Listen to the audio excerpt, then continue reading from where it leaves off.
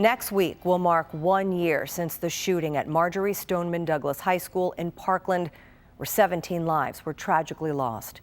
Since then, the commission set up to investigate the shooting has released its findings and sent the recommendations to Tallahassee. The report was critical of the Broward School District and Superintendent Robert Runcie, as well as then Sheriff Scott Israel and the actions of his deputies. One member of the commission is Max Schachter. His son Alex was one of the 17 killed on February 14th inside that freshman building on campus. He continues to be a staunch critic of both Superintendent Runcie and former Sheriff Israel, as well as the slow progress of hardening schools in the district, making them safe places for students.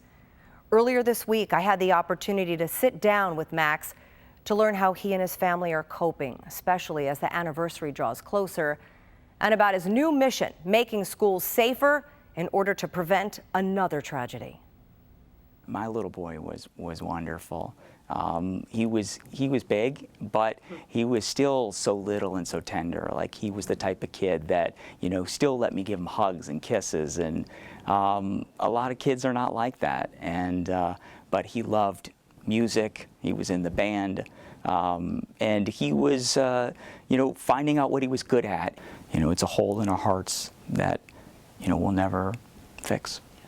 So let's talk about your feelings related to these closed-door meetings that have happened with Marjory Stoneman Douglas parents, with Superintendent Runcie, and at least one or maybe a few members of the school board. There have already been 2 of them, not open to the media, not open to the public. Talk about that. It's very, very upsetting because everybody in the community wants to know about the safety and security of their kids going to the schools.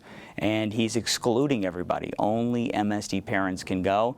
And, by not having the media there, he's able to control the message, and he doesn't want the criticism getting out to the public, and that's not right. Everyone needs to know what's going on. It doesn't make any sense, and it's very, very unfair to all the other community members. People have called for Superintendent Runcie's ouster. Do you want to see him leave? Yeah, absolutely. I think that, in Parkland, this should be the safest place to send your kids. And it's almost a year later, and we don't even have the things in place that don't cost any money. They're just policy changes that he could have fixed long, long ago, that he knew about February 15th, and they're still not fixed. It's just bad leadership, and there's no way that they can say that safety and security is a priority if you don't fix the things that the MSD Commission said to fix and the things that we identified in commission meetings early on. Lay out what some of those things are that haven't been fixed, because there is that, he would say there's the single point of entry. They've increased the security cameras. Okay, so tell us what hasn't been fixed that you say needs to be done and could be done right away. He sold this bond to us, $800 million. One of the things that they were going to do is single point of entry. We still don't have single point of entry. So talking about the specific things that should have been done that don't cost any money is a code red policy. We saw on February 14th, teachers did not know what to do. Students didn't know what to do. Nobody called a code red until everybody was shot and killed. And they still don't even have a code red policy. It's unbelievable. So, one of the other things that should have been fixed early on after February 14th was to implement a safe corner policy. This was one of the recommendations, and he knew that in room 1213, the 4 kids that were not able to get into the safe corner, all of them were shot. 3 were injured, and 1 of them passed away, and that was Carmen Schentrup. So he knew that this was a problem. He knew that the classrooms are not safe, and it's still not policy. It's still not fixed.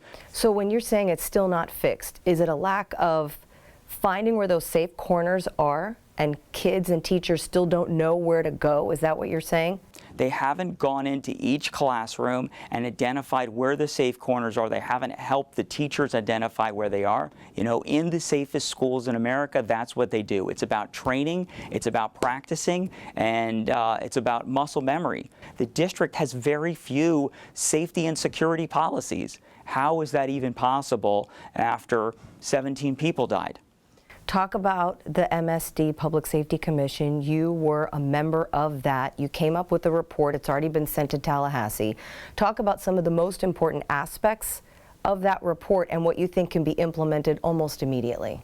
I think that one of the biggest threats we have to making our schools safe is the mindset that it's not going to happen here, because Marjory Stoneman Douglas falsely reported between 2014 and 2017 that there were zero threats, zero bullying, zero harassment. They lied to the Department of Education. Newspapers look at that information and report that Parkland is the 15th safest place to live in the country as a result of this bad information. We have to force schools to be honest with the public and report what is happening, violent incidents on campus. Once the public knows what's happening on campus, they will be putting pressure on school districts and to make your school safe. If you think everything is great and there's no violence in your school, you're not going to worry about it.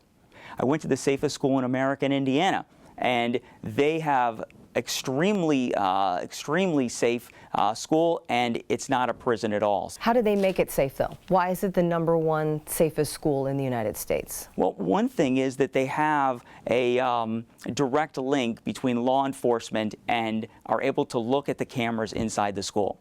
So that's one thing that Robert Runcie knew, that on February 15th, one of the problems with the law enforcement response was that they could not look into the school and see what was happening.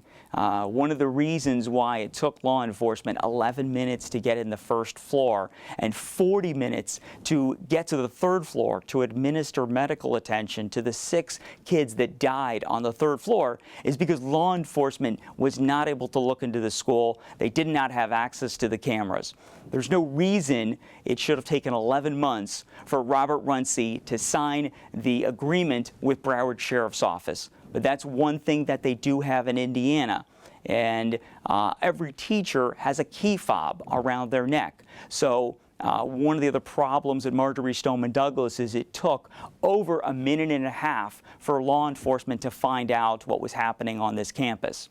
If you have that key fob like they do in Indiana, in 2 seconds, you know there's a code red active assault emergency on campus, and then law enforcement is able to look inside the school, look in the cameras, and identify the shooter and go to where the shooting is. You had a massive failure on the law enforcement response side, and I think a lot of that would have been fixed if we would have had the school board and Robert Runcie would have let law enforcement have access to the cameras. As we know right now, Sheriff Scott Israel has been removed from his position by Governor DeSantis and has been replaced by Gregory Tony.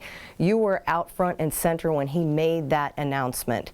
Talk about your support for this move and your criticism of Scott Israel and the law enforcement response that day. This is the kind of sheriff we need, somebody that is an expert in active assault, is able to train his men and women how to respond to an active shooting incident. We saw the difference in law enforcement response. Coral Springs went right in. We had 9 Broward Sheriff's officers fail to respond to this school and this incident, and I put the blame at Scott Israel. He is the one who changed the policies and told his deputies they did not have to immediately go in. He changed the policy to may go in from shall go in. And I think that that's one of the reasons why we had a horrible response and we had all these casualties. There also has to have been a sense of why is it so confusing for the 911 callers? There's a problem with the communication and the dispatch.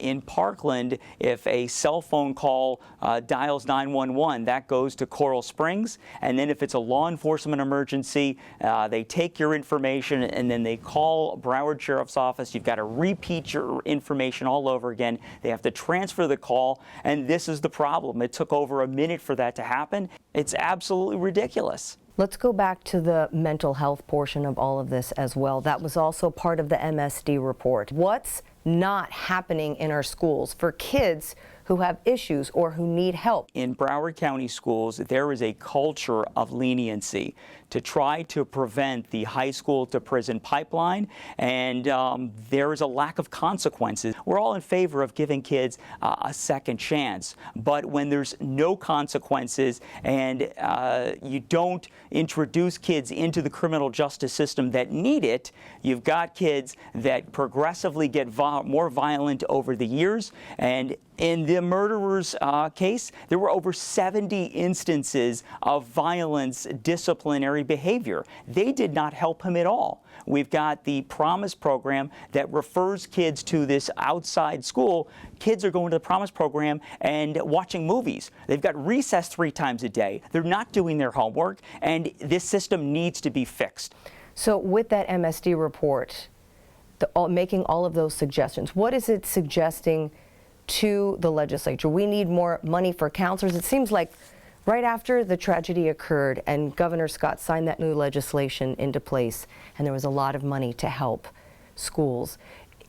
Are we seeing any change here with the way the mental health issues are being solved? Yeah, I mean, that's a big piece to it. And as a matter of fact, the Education Committee and the Florida Senate just passed through a bill, Bill 7030, and that's going to have all the recommendations from the MSD Commission. So I'm anxiously awaiting to review that, and I think that there's going to be a lot of good recommendations in there. The mental health piece is a major factor. We've got to help these children, and a lot of them are screaming out because they're not getting the help they need. The commission recommended that teachers be armed. We know that that is something that the superintendents of the schools, most of them, and some of the PTAs have said they didn't want to happen. So part of the Aaron Feist Guardian program doesn't allow for that. But the MSD Commission wants teachers to be armed. You were the one dissenting vote in that. Why do you not think teachers should carry guns? I am a firm believer that there needs to be a good guy with a gun on campus. If you have a murderer walking down the hallway with an AR-15 intent on killing your son or daughter, the first thing I want is someone with a good guy with a gun to take that murder out and neutralize the threat. The problem is with a lot of our counties, in specific Broward County, they have not instituted the Guardian program to the full extent of the law. They don't allow principals, assistant principals, coaches to have guns. That needs to happen. These horrible incidents are over in 4 to 5 minutes. Law enforcement is not going to get there in time. And this murderer on campus had an empty gun 5 times. 5 times somebody could have attacked him. If Chris Hickson had a gun or Aaron Feist had a gun, they could have shot and killed this horrible individual. We know that the State of the Union address is happening this week. By the time this airs, it will have already occurred. 3 of the parents who lost their children that day, along with your son, are going to the State of the Union. What would you like to see happen at the federal level? I know one of the things you've mentioned is a school safety czar. Yeah.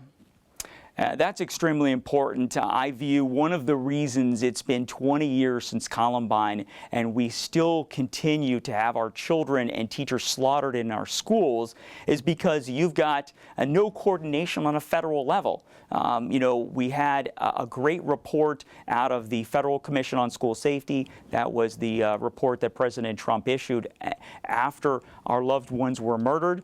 There's 98 recommendations that were issued. I view that as a to-do list, and we need a central figure. We need a talented, driven individual, a school safety czar, to take the great recommendations that came out of President Trump's Federal Commission on School Safety to implement those. I think for the first time in 20 years, we could actually get some progress and start to protect our schools. Do you feel Alex around you all the time? I do. It's going to be very, very difficult on February 14th. I feel bad for our family, but just the enormity of all these beautiful people being gone and all these 17 families ruined and in despair, it's absolutely horrible. How are you going to spend that day, February 14th? We're going to spend it with our family. you know, it's going to be a horrible day. I'm going to go away and I want to be here, you know, and just be with our family and remember Alex, remember that cute little boy.